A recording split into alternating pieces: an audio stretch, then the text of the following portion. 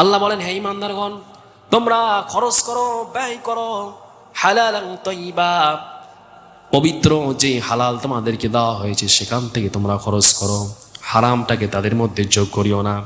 কারণ 1,00,000 টাকা যদি হালাল হয় আর 1 টাকা যদি সুদের অবৈধ টাকা হয়, হারাম উপার্জন হয়, তাহলে সমস্ত টাকা 1,00,000 টাকা 1 মিনিটের মধ্যে বরবাদ হয়ে যাবে। আল্লাহ নবী সাল্লাল্লাহু আলাইহি সাল্লাম তিন উম্মতদেরকে জানিয়ে দিয়েছেন 4টি বিষয়ের, এই 4 গুণওয়ালা মানুষগুলো যদি, এই 4টি বিষয়ের মধ্যে যদি কোনো মানুষ যদি এই গুণগুলো অর্জন করতে পারে, তাহলে আল্লাহ তাআলা দুনিয়ার মধ্যে তাকে ইজ্জতের জিন্দেগি দান করবেন, কিয়ামতের দিনও ইজ্জত দান করবেন, অনন্তকাল জান্নাত দান করে দিবেন। বলি সুবহানাল্লাহ। মুহতারাম হাজিরিন, আমরা সকলেই জানি আল্লাহ নবী সাল্লাল্লাহু আলাইহি সাল্লামের একটি উত্তম বৈশিষ্ট্য ছিল, একটি উত্তম জিনিস ছিল, যেটি হচ্ছে আখলাক।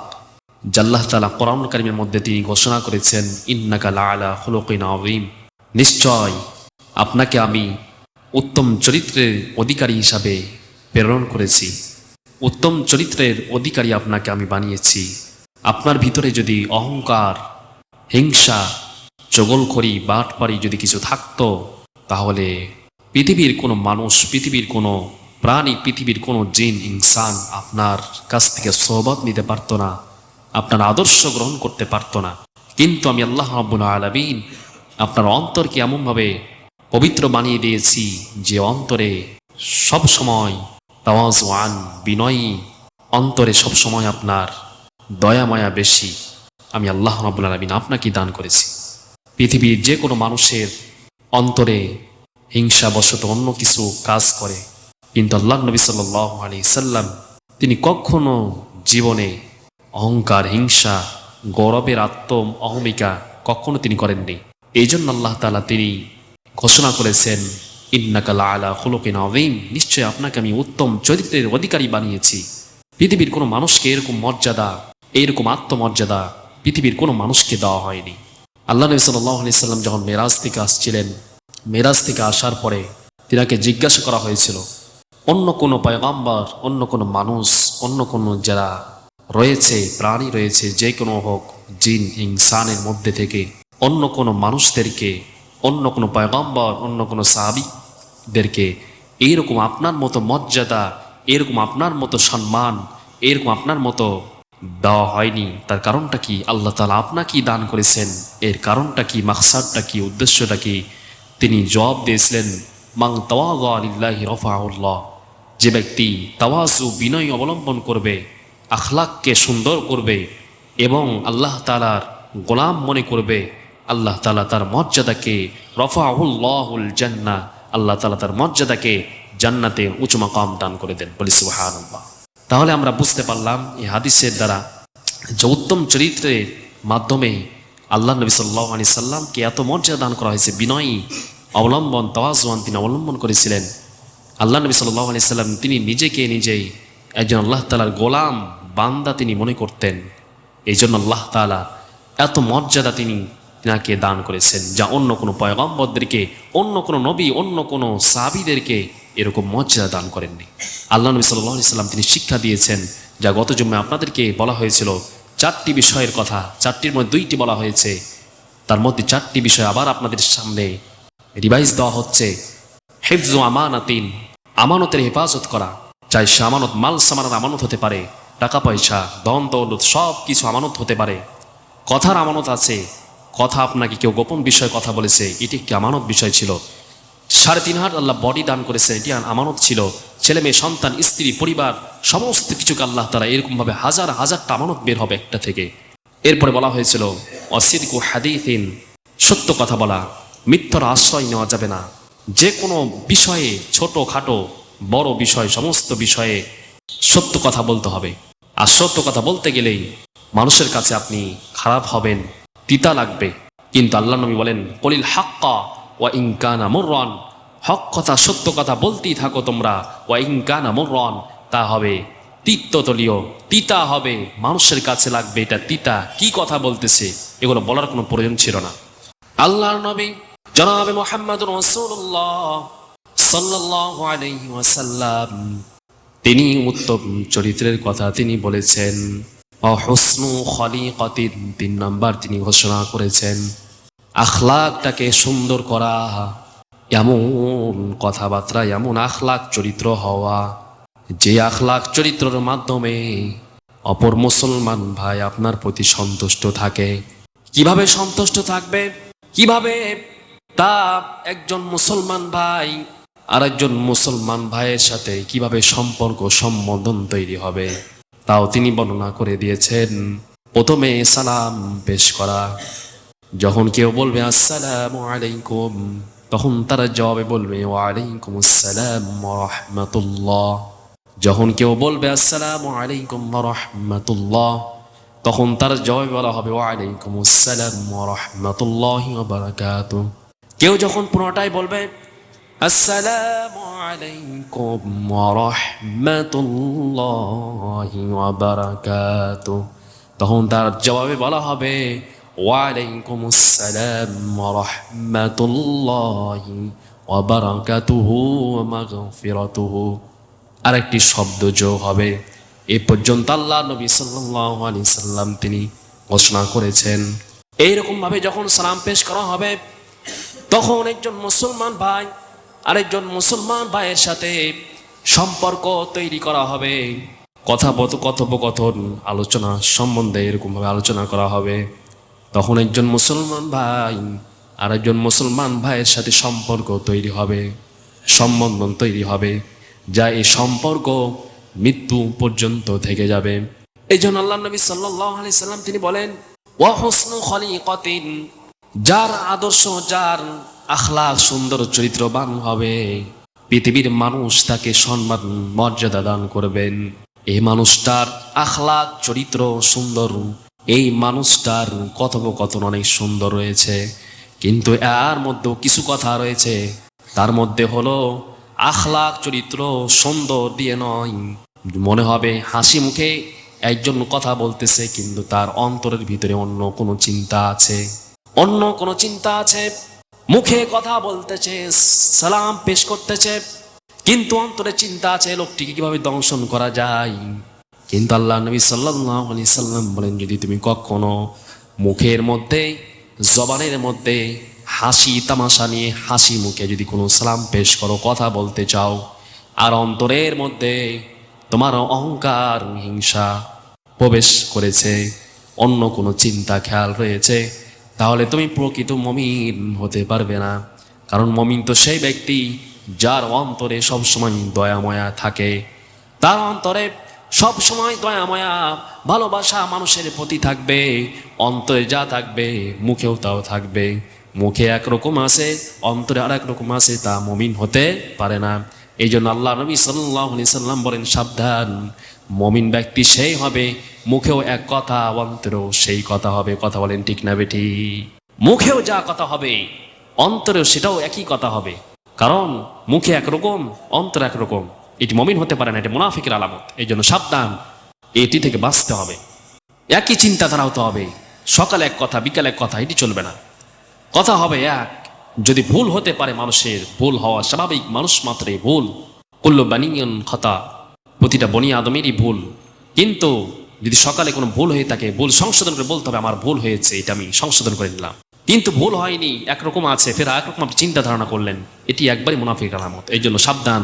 আল্লাহ নবী বলেন, কখনো তোমরা এই মুনাফিক থেকে, এরকম থেকে, আশ্রয় থেকে বেঁচে থাকো। মোহতারাম হাজরিন, এরপরে দেখেন এই যে উত্তম আখলাক চরিত্র, যে মানুষজন একজন আরেকজনের সাথে সম্বন্ধ যে তৈরি হবে, কথোপকথন হবে, মিলামিশা হবে, লেনদেন করবে, বিশ্বাস স্থাপন করবে। কিভাবে? যখন দেখবে একবার তার সাথে সুন্দর আচরণের মাধ্যমে, লেনদেনের মাধ্যমে বিশ্বাস রয়েছে যে সে কখনো 2 নাম্বারই তার ভিতরে নাই, 2 নাম্বারই কখনো তার ভিতরে নাই, তখন তারপরে দ্বিতীয়বার বিশ্বাস হবে। কিন্তু যখন প্রথমবার যখন দেখবেন যে বিশ্বাস নাই, তার উপর 2 নাম্বারই কথাবার্তা, 2 নাম্বারই সে ধোঁকাবাজি করেছে আপনার সাথে, তখন আপনি দ্বিতীয়বার তার সাথে আপনার কথা বলতে মন চায় না, দ্বিতীয়বার তার সাথে লেনদেন, উঠা বসা, মিলামিশা করতে মন চায় না। তার কারণ প্রথমবার আপনি ধোঁকা খেয়েছেন, এজন্য তার এই বাস্তবিক কারণ। মোহতারাম হাজরিন, এই জন্য প্রথমে মানুষদেরকে উত্তম যদি আখলাক দেখাতে পারেন, দ্বিতীয়বার সে মানুষটি আপনার প্রতি আকৃষ্ট হবে, নচেত আপনার থেকে সে মুখ ফিরিয়ে নিবে। যে লোকটির কোনো প্রয়োজন নাই, এ লোকটির কোনো দাম নাই, তার কথা 2 নাম্বারই, তার কাজকর্ম 2 নাম্বারই, কোনো দাম নাই। কিন্তু আজকে আমাদের আদর্শ যে উত্তম আদর্শে গ্রহণ করব, হসনু খলিকাতিন, যে সুন্দর আচরণ যে গ্রহণ করব, এটাই তো আমাদের মধ্যে আর হারিয়ে ফেলছি। আমাদের কাজকর্ম যা হচ্ছে সুন্নাহ মোতাবেক যে হবে সেটা আমাদের হচ্ছে না। কোন এর মধ্যে পড়েছি আমরা? এই জন্য আল্লাহর কাছে দোয়া করে যে আল্লাহ তোমার রসুলের আদর্শ মোতাবেক আমাদেরকে জীবন গ্রহণ করাও। তো এই যে রসুল কাজকর্মে কথোপকথন, যে রসুলের কওল ফেল ছিল, আদর্শ এমন একটা সুন্দর আদর্শ, যে আদর্শকে যারা গ্রহণ করেছে তারাই কামিয়াবি হয়েছে, আর যারা গ্রহণ করতে পারেনি তারাই ধ্বংস পতিত হয়েছে আজীবনের মতো। মোহতারাম হাজরিন, এই জন্য আখলাক চরিত্র সুন্দর গঠন করতে হবে। আল্লাহ নবী সাল্লাল্লাহু আলাইহি সাল্লাম যেভাবে তিনি বলেছেন সেইভাবে, না পারলে চেষ্টা করতে হবে কিছু না কিছু যদি জীবনের পরিবর্তন ঘটে। 4 নাম্বার হচ্ছে ওয়াইফাতুন ফিহি তুমাতিন। আল্লাহ নবী সাল্লাল্লাহু আলাইহি সাল্লাম বলেন, ও আমার উম্মতেরা, তোমাদের যে খাদ্য যে তোমরা খাও, সে খাদ্যটাকে তোমাদের হালাল হতে হবে। যে উপার্জন করতেছ সে উপার্জন তোমাদের মধ্যে থাকতে হবে হালাল, কারণ আল্লাহ রাব্বুল আলামিন হালালটাকে তিনি পছন্দ করেন। ইয়া আইয়ুহাল্লাযীনা আমানু আনফিকু মিম্মা হালালান তাইয়্যিবা। আল্লাহ বলেন, হে ঈমানদারগণ, তোমরা খরচ করো, ব্যয় করো, হালালান তাইয়্যিবা, পবিত্র যে হালাল তোমাদেরকে দেওয়া হয়েছে সেখান থেকে তোমরা খরচ করো। হারামটাকে তাদের মধ্যে যোগ করিও না। কারণ 1 লক্ষ টাকা যদি হালাল হয়, আর 1 টাকা যদি সুদের অবৈধ টাকা হয়, হারাম উপার্জন হয়, তাহলে সমস্ত টাকা 1 লক্ষ টাকা 1 মিনিটের মধ্যে বরবাদ হয়ে যাবে। যেমন সাদা কাপড়ে একটা কালো দাগ যদি 1 ফোঁটা যদি লেগে যায়, আর 1 ফোঁটা লাগতে লাগতে যখন একটু বেশি হয়ে যায়, তখন কাপড়টার কোনো দাম নাই। ঠিক এমনই যদি কোনো মুসলমান ব্যক্তির হালাল উপার্জনের মধ্যে যদি 1 টাকা 1 পয়সা যদি হারাম উপার্জন ঢুকে যায়, তাহলে সমস্ত কিছু অবৈধ হয়ে যাবে। এই জন্য সাবধান। আল্লাহ নবী সাল্লাল্লাহু আলাইহি ওয়াসাল্লাম সাবধান, তোমরা 1 পয়সা যেন হারাম তোমাদের জন্য না হয়। হারাম যদি 1 পয়সা টাকা দিয়ে যদি পোশাক কিনা হয়, সমস্ত টাকা হালাল। আর যদি ওই হালাল টাকা দিয়ে যদি খাবার উপার্জন করা হয়, খাবার কিনা হয়, লেনদেন করা হয়, ব্যবসা করা হয়, কাপড় চোপড় কিনা হয়, 1 পয়সা যদি হারাম প্রবেশ করে, তাহলে সমস্ত টাকা পয়সা, সমস্ত কাপড় চোপড় বরবাদ হয়ে যাবে। এই জন্য আল্লাহ নবী বলেন, তোমরা হারাম থেকে বেঁচে থাকো। হারাম থেকে যদি তোমরা বেঁচে থাকতে পারো, তাহলে আল্লাহ রাব্বুল আলামিন তোমাদেরকে জান্নাত দান করবেন। আর হারাম ভক্ষণকারী কখনো জান্নাতে প্রবেশ করবে না। আল্লাহ নবী সাল্লাল্লাহু আলাইহি সাল্লাম আমাদেরকে শিখিয়ে দিয়েছেন, উম্মতেরা, তোমরা কখনো হালালকে গ্রহণ করো, হারাম থেকে বর্জন করো। কোনটা হালাল কোনটা হারাম তোমাদেরকে বলে দেওয়া হয়েছে। যদি তোমরা বুঝতে না পারো, তারপরে তোমরা নায়েবে রাসূল, ওলামায়ে হযরত যারা আছেন, হুজুর যারা আছেন, মৌলবী, হক্কানি ওলামায়ে কিরাম, সকলের কাছে নয়, হক্কানি ওলামায়ে কিরাম যারা আছে, যারা সঠিক ফতোয়া দেয়, সঠিক মাসআলা, সঠিক কথা বলে, তাদের কাছে গিয়ে গিয়ে তোমরা জেনে নাও, আমল করে নাও। কারণ তোমরা জানো না, যারা জানে তারা এক সমান নয়। কুল হাল ইয়াস্তাউিল্লাযীনা লা ইয়া'লামুনা ওয়াল্লাযীনা ইয়া'লামুন। যারা জানে না আর যারা জানে তারা কখনো এক সমান হতে পারে না। এই জন্য আল্লাহ নবী সাল্লাল্লাহু আলাইহি সাল্লামকে আল্লাহ তাআলা সেই 1450 বছর, 1500 বছর আগে বলে দিয়েছেন, ও পয়গম্বর, আমার বান্দাদেরকে আপনি বলেন, আমার উম্মতদেরকে বলেন, যারা জানে না এবং যারা জানে তারা কি সমান? কখনো তারা সমান হতে পারে না। এই জন্য যারা জানে, জানেওয়ালা আলেম, ওলামায়ে কেরাম, যারা জ্ঞানী, ইলম সম্বোধনকারী, যাদের ইলম সম্পর্কে জ্ঞান আছে, তাদের কাছে তোমরা জেনে জেনে আমল করে নাও। যদি তোমরা না জানো, না শিখতে না যাও, তাহলে তোমরা গুনাহগার হবে। এই জন্য আল্লাহ নবী সাল্লাল্লাহু আলাইহি সাল্লাম আমাদেরকে সতর্ক করেছেন। এমন আল্লাহর প্রেমিক বান্দা ছিলেন, এমন ওলামায়ে কেরাম ছিলেন, কোনটা হালাল কোনটা হারাম তারা খানা চেকে দেখলে বুঝতে পারতেন। আল্লামা নেসারউদ্দিন, শাহ শফি নেসারউদ্দিন রাহমাতুল্লাহি আলাইহি, সারসিনা মাদ্রাসার তিনি শিক্ষক, মুহাদ্দিস তিনি ছিলেন, অনেক বড় আলেম ছিলেন। তিনাকে 1 বয়ম বিস্কুট অথবা আচারের বয়ম তাকে দেওয়া হয়েছে, হাদিয়া দেওয়া হয়েছে, হুজুর আপনি খাবেন।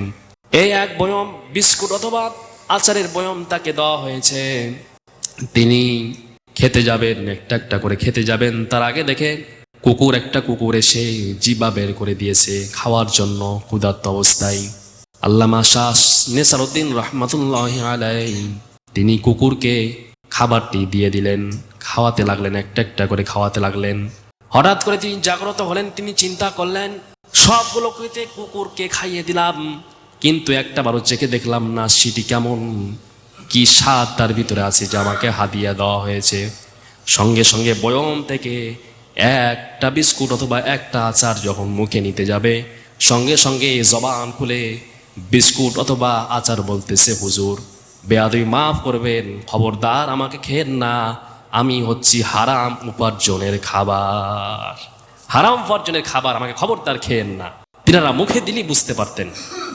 আল্লামা ইয়াকুব রহমাতুল্লাহ আলাই তিনি এক বাড়িতে দাওয়াতি মেহমান হিসাবে, আমন্ত্রণ হিসাবে তিনি গিয়েছিলেন, দাওয়াতি মেহমান হিসাবে গিয়েছিলেন।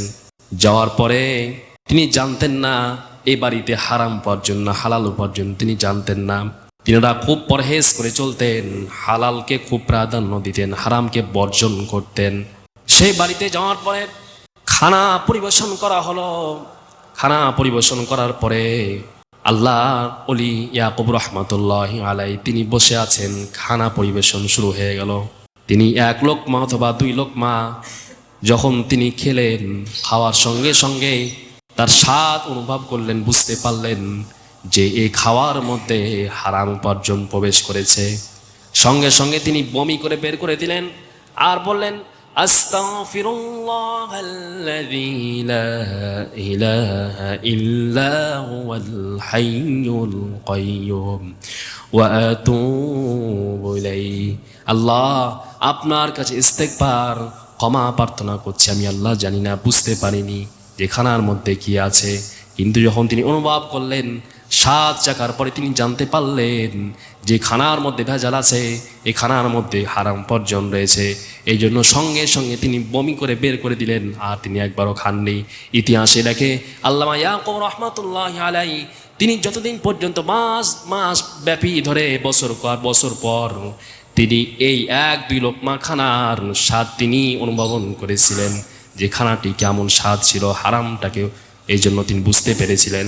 এই জন্য আল্লামা ইয়াকুব রহমাতুল্লাহ আলাইহি বলেন, পৃথিবীর মানুষেরা তোমরা কখনো যদি জানতে পারো যে বাড়ি তোমরা দাওয়াত খেতে যাও, যে বাড়ির মেহমান হিসেবে তোমরা আছো, সেই বাড়িতে তোমরা কখনো খাবার খেও না। সাবধান, যদি তোমরা ভক্ষণ করো জানা সত্ত্বেও, তাহলে তোমাদের কখনো এই শরীর জান্নাতে প্রবেশ করবে না, তোমাদের এই শরীর জান্নাতে প্রবেশ করবে না।